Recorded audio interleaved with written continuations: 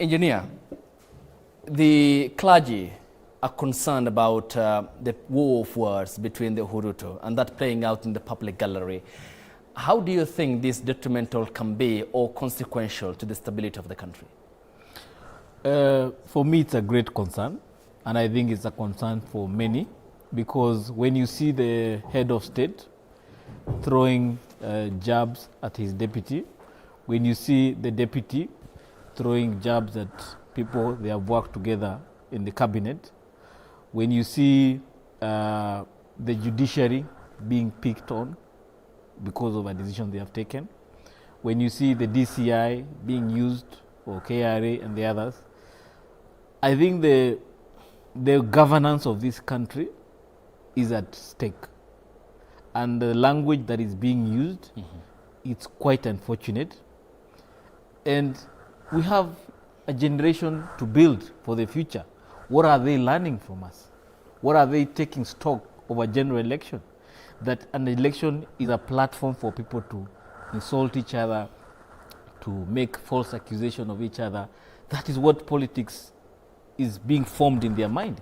Yet politics is supposed to be a process where we discuss issues, find solutions for the problems that we have had, and elect leaders that can be able to deliver a certain promise.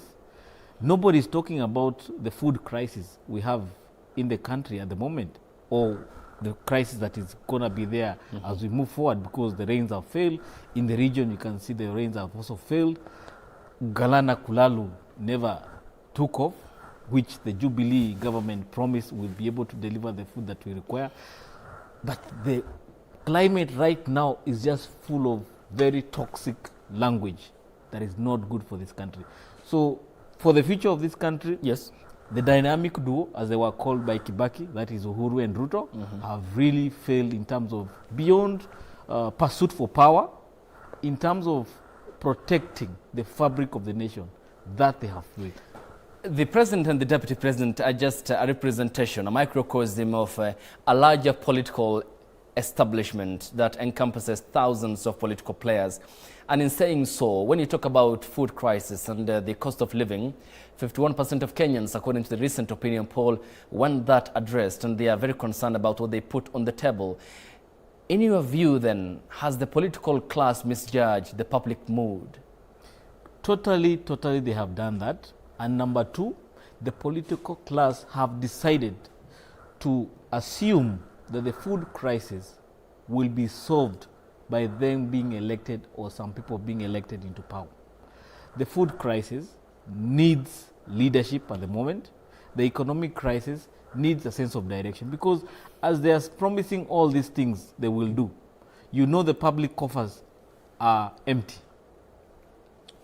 If the county governments are crying for bills to be paid, yes, if you have suppliers in government who are not paid, then you can't mislead people that once I get into office, I'll get public money to solve this problem. You can solve it right now. Okay. Even right now when we are doing campaigns, the government is still running. So we need to see those in power or those who are looking for office speak about these issues about food crisis, because at the end of the day, you will not have empty stomachs voting for you in the next 27 days. Okay. Thank you, Christmas Anthony Wathimba, engineer, the Senate candidate, the county of Nakuru.